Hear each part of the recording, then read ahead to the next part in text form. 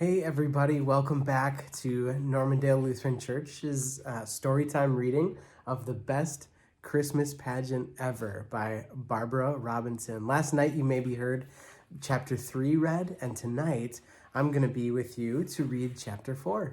So get something cuddly to snuggle in with, maybe a little treat, something to drink, and let's hear chapter 4 of The Best Christmas Pageant Ever.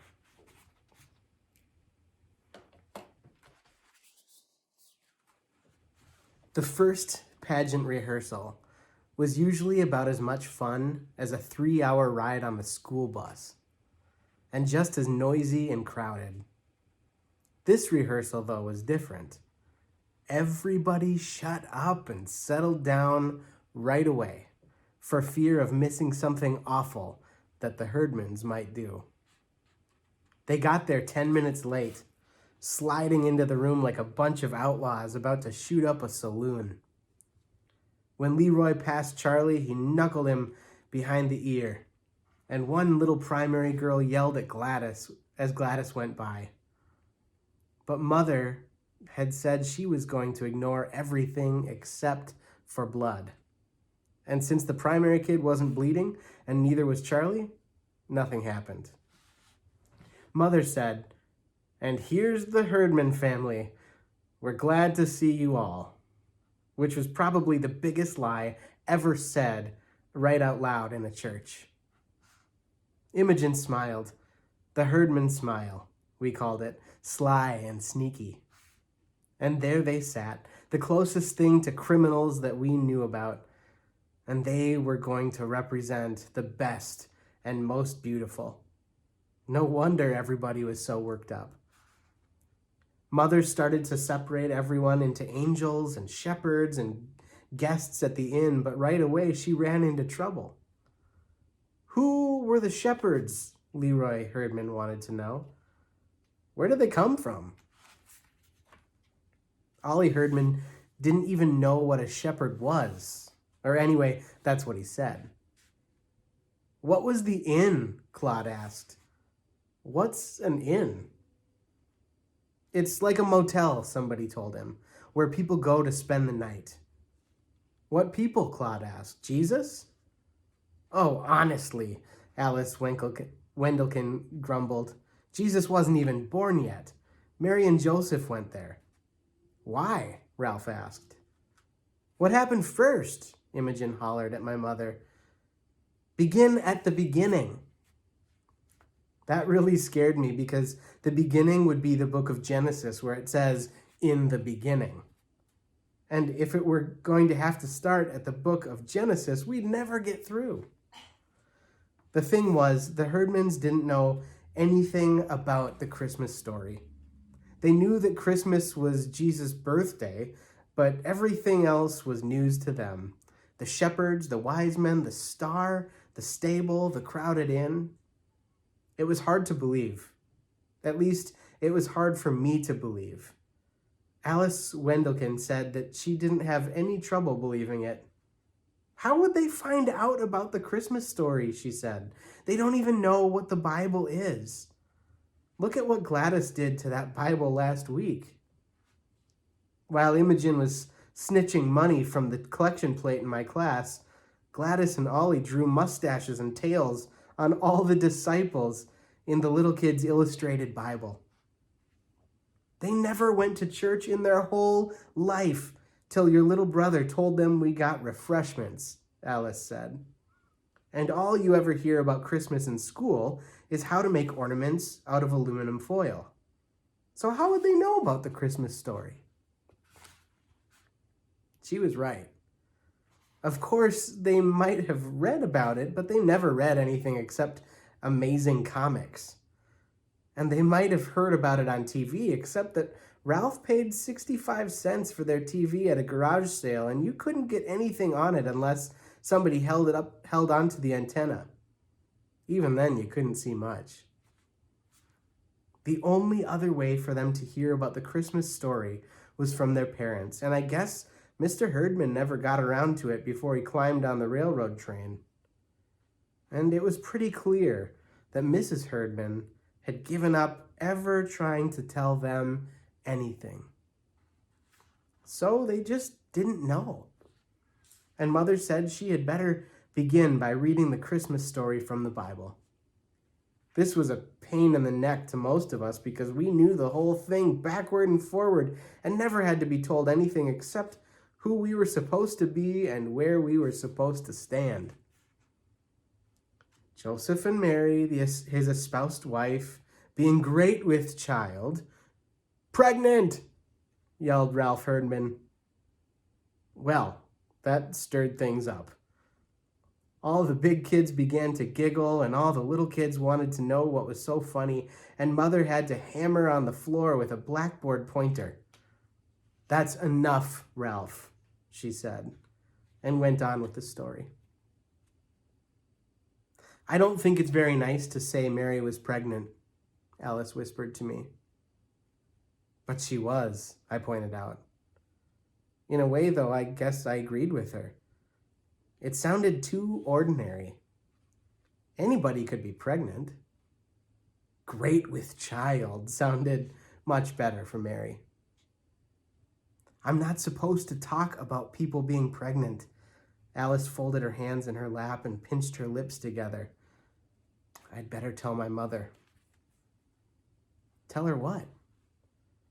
That your mother is talking about things like that in the church. My mother might not want me to be here. I was pretty sure she would do it. She wanted to be Mary, and she was mad at Mother. I knew, too, that she would make it sound worse than it was, and Mrs. Wendelkin would get madder than she already was. Mrs. Wendelkin didn't even want cats to have kittens or birds to lay eggs, and she wouldn't let Alice play with anybody who had 2 rabbits. But there wasn't much I could do about it except pinch Alice, which I did. She yelped, and Mother separated us and made me sit beside Imogen Herdman and sent Alice to sit in the middle of the baby angels. I wasn't crazy to sit next to Imogen. After all, I'd spent most of my life staying away from Imogen, but she didn't even notice me. Not much, anyway. Shut up, was all she said. I want to hear her. I couldn't believe it. Among other things, the Herdmans were famous for never sitting still and never paying attention to anyone, teachers, parents, their own or anybody else's, the truant officer, the police. Yet here they were, eyes glued on my mother and taking in every word. What's that? They would yell whenever they didn't understand the language, and when Mother read about there being no room at the inn, Imogen's jaw dropped and she sat up in her seat. My God, she said, not even for Jesus? I saw Alice purse her lips together, so I knew that was something else Mrs. Wendelkin would hear about. Swearing in the church. Well, now, after all, Mother explained, nobody knew the baby was going to turn out to be Jesus. You said Mary knew, Ralph said. Why didn't she tell them? I would have told them, Imogen put in. Boy, would I have told them. What was the matter with Joseph that he didn't tell them? Her pregnant and everything, she grumbled. What was that they laid the baby in? Leroy said. The manger? Is that like a bed? Why would they have had a bed in the barn? That's just the point, Mother said. They didn't have a bed in the barn, so Mary and Joseph had to use whatever there was. What would you do if you had a new baby and no bed to put the baby in? We put Gladys in a bureau drawer, Imogen volunteered. Well, there you are, Mother said, blinking a little. You didn't have a bed for Gladys, so you had to use something else. Oh, we had a bed, Ralph said, only Ollie was still in it, and he wouldn't get out. He didn't like Gladys. He elbowed Ollie. Remember how you didn't like Gladys? I thought that was pretty smart of Ollie, not to like Gladys right off the bat. Anyway, Mother said, Mary and Joseph used the manger. A manger is a large wooden feeding trough for animals. What were the wadded up clothes? Claude wanted to know.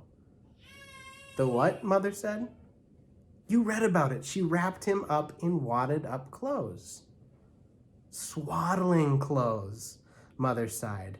Long ago, people used to wrap their babies very tightly in big pieces of material so they wouldn't move around.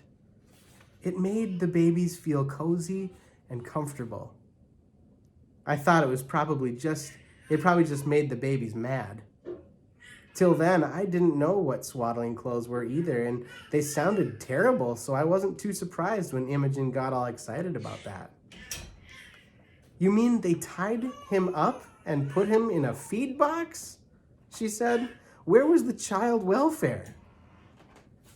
Well, the child welfare was always checking up on the Herdmans. I'll bet if the child welfare ever found Gladys all tied up in a bureau drawer, they would have done something about it. And lo, the angel of God came upon them, Mother went on, and the glory of the Lord shone around them, and Shazam! Gladys yelled, flinging her arms out and smacking the kid next to her. What? Mother said. Mother never read Amazing Comics, you see. Out of the black night, with horrible vengeance, the mighty marvel... I don't know what you're talking about, Gladys, Mother said. This is the angel of the Lord who comes to the shepherds in the fields and out of nowhere, right? Gladys said. In the black of night, right? Well, Mother looked unhappy. In a way. So Gladys sat back down looking very satisfied, as if this was at least one part of the Christmas story that made a little sense to her. Now, when Jesus was born in Bethlehem of Judea, Mother went on reading, behold, there came wise men from the east to Jerusalem, saying, that's you, Leroy, Ralph said, and Claude and Ollie. So pay attention. What does it mean, wise men? Ollie wanted to know. Were they like school teachers? No, dumbbell, Claude said. It means like President of the United States. Mother looked surprised and a little pleased, like she did when Charlie finally learned the times tables up to 5.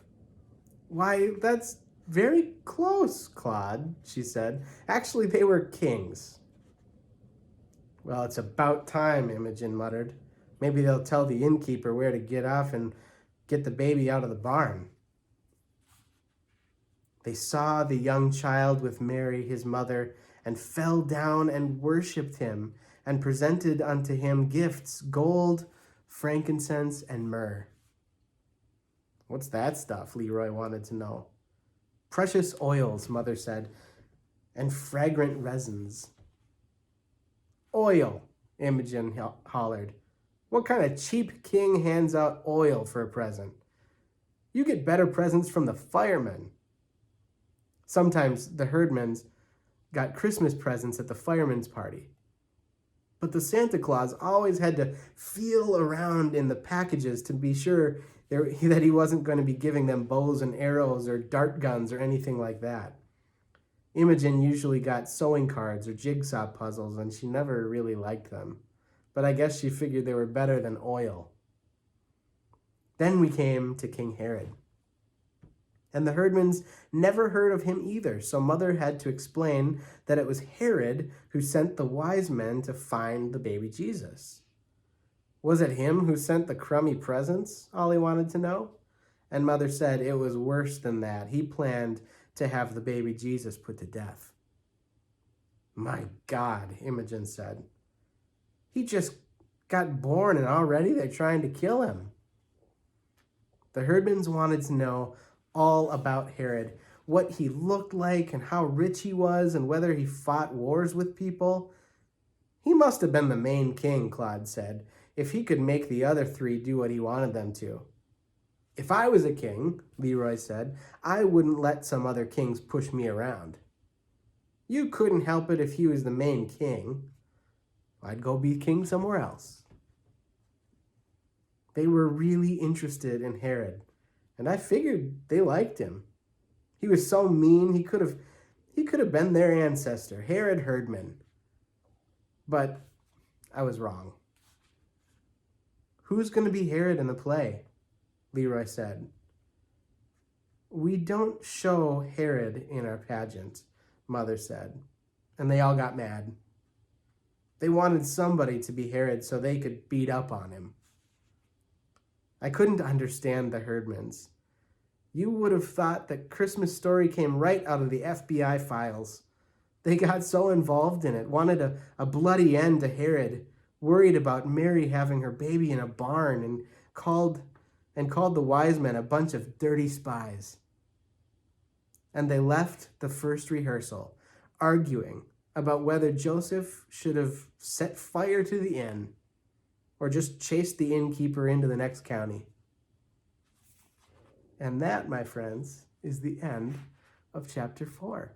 Come back tomorrow night. Jean is reading chapter 5, and we are so excited to spend more time with you. Thanks for being here. I hope you have a great night. Rest well.